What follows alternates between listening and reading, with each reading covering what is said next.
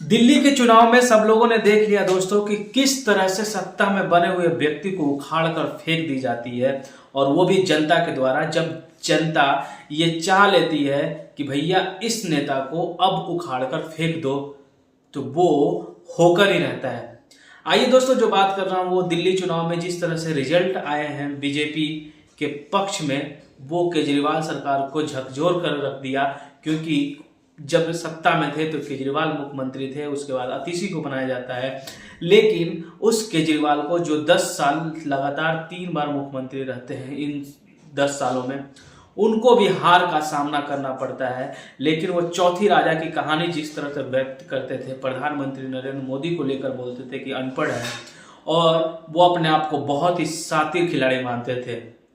राजनेता तो नहीं थे, वो आईआरएस थे, और लेकिन फिर भी उसके बाद वो राजनीतिक में आते हैं और एक ऐसा लगता है कि देश में एक अलग ही लहर लेके आए हैं। क्योंकि वो बात करते थे शिक्षा की, शिक्षा जिस तरह से अरविंद केजरीवाल और उनकी कंपनी बोलती थी कि हम शिक्षा में बहुत बड़ा एकदम भूकंप ला दिए हैं, कि हर जगह देखा जाए तो मतलब कि ये मॉडल पेश किया हूँ कि इतनी अच्छी एजुकेशन गवर्नमेंट स्कूल में सिर्फ और सिर्फ केजरीवाल ही दे सकते हैं। और उनके सहभागीदारी मनीष सिसोदिया हो गए या फिर सत्येंद्र जैन हो गए, इन सब ने बड़े बड़े गुल खिलाने वाली बातें की थी। लेकिन 2025 के चुनाव में ये सारे जो दावे करने वाली चीज़ें थी मेडिकल क्षेत्रों में, कि मैंने जितने मोहल्ला क्लिनिक बनाया वैसा कहीं नहीं है, जबकि दूसरे स्टेट के आके ही सीएम बोल देते थे ऐसे तो मेरे यहाँ बहुत पहले से। यमुना को साफ करने की जो बातें चलती थी लगातार 10 सालों में कि यमुना नदी साफ कर देंगे, साफ कर देंगे, साफ कर देंगे, वो कुछ नहीं हुआ। लोग भी समझदार हो गए कि फ्री की चीजें खा खा करके कब तक उसको पचा नहीं पाओगे। पचाना तो पड़ेगा एक दिन, लेकिन उल्टा पचाना पड़ेगा। और फिर वो बातें सब चीज समझ में आ गई कि फ्री की चीजें जो होती है ना, वो फ्री ही रहती है, उसकी वैल्यू नहीं होती है। और शायद वहाँ के दिल्ली की जनता समझ गई और इसलिए वोट देने से इनकार कर दी। और इसीलिए आज बीजेपी उनसे दुगना से भी ज़्यादा सीटें लेकर आई है, 48। लेकिन केजरीवाल साहब आकर बोलते हैं कि दिल्ली की जनता ने जो किया उसको मैं स्वीकार करता हूँ, मतलब हार स्वीकार करता हूँ। ये वही केजरीवाल हैं जिन्होंने कई बार बोले कि मोदी जी क्या कोई भी आके मुझे अपने पूरे लाइफ में, पूरे जीवन में मुझे नहीं हरा सकते। और ये अहंकार, ये घमंड, ईर्ष्या, द्वेष जो है ना, तो इस बार मतलब आज जो रिजल्ट आया दिखा दिया कि सत्ता में वही बन सकता रह सकता है जो जनता के भरोसे को जीत ले। लेकिन एक बार, 2 बार, 3 हो सकता है कि जनता भी मूर्ख बन गई हो और झांसे में अगर वोट दे दी हो, लेकिन वो जनता उखाड़ कर फेंक भी देती है।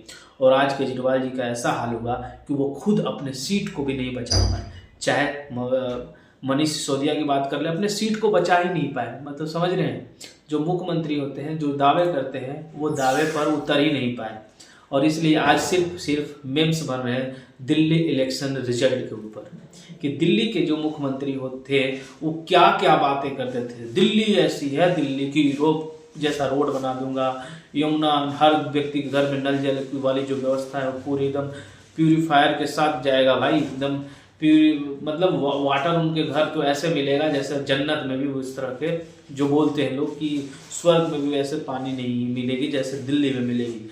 दिल्ली की रोड इतनी अच्छी होगी, इतनी चिकनी होगी, इतनी चिकनी कि जिसका कोई हद ही साफ नहीं।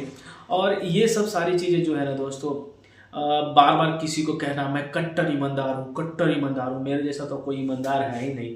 तो भाई ये समझ लो कि जो ऐसे अगर बोले ना कि मेरे ऊपर भरोसा करो, पहले चीज़ भरोसा कह के नहीं करवाई जाती है, भरोसा लोग देख लेते हैं कि बंदा उस लायक है कि नहीं।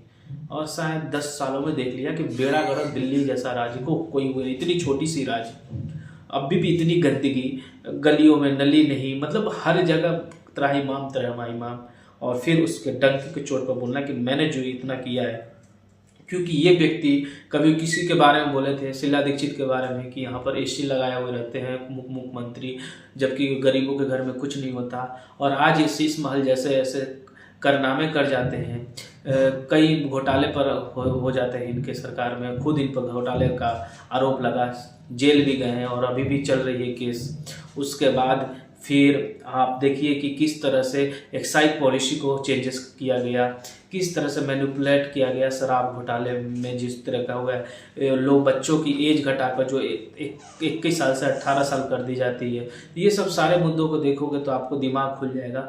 और ध्रुव राठी जैसा व्यक्ति चुनाव से पहले कुछ दिन पहले वो भाई मार्केट में डॉक्यूमेंट्री लाके लॉन्च करते हैं कि ताकि केजरीवाल को लोग देखकर भगवान मानने लगे। अब ध्रुव राठी को लोग ढूंढ रहे हैं, कहाँ गया ध्रुव राठी, कहाँ गया ध्रुव राठी के फैंस। तो ये बताइए कि दोस्तों कि इस पर कहाँ आप ध्रुव राठी की आप वीडियो बना कर बोलेंगे कि केजरीवाल साहब क्यों आ रहे हैं। आप कमेंट सेक्शन में जरूर बताइए दोस्तों कि आपका राय क्या है, क्योंकि कुछ लोग ऐसे हैं जो पार्टियों के लिए काम करते हैं और फिर वो दूसरों पर आरोप लगाते हैं कि ऐसा है वैसा है, डिक्टेटरशिप वाली वीडियो आती है। तो अब ध्रुव राठी का वीडियो का वेट सब लोग कर रहे हैं कि इस पर कैसा उनका वीडियो आता है, क्योंकि वो भी तो कहीं ना कहीं आपको काम आपके लिए ही काम करते थे। खैर वो अलग बात है, आप कमेंट सेक्शन में बताइए दोस्तों आपका राय क्या है। आप देख रहे हैं संतोष भाई, केजरीवाल जी का टाटा बाय बाय हो गया दोस्तों। धन्यवाद, जय हिंद।